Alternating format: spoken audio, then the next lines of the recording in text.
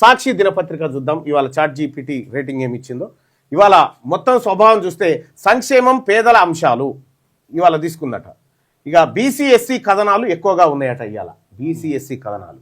కానీ స్పష్టమైన పార్టీ అనుకూలత ఉందట. మళ్ళా బీసీ ఎస్సీ కథనాలు ఇస్తూనే ఇదన్నింటినీ ప్రభుత్వం రేవంత్ రెడ్డి గారు నెరవేరుస్తారని రాసుకొచ్చిందంట.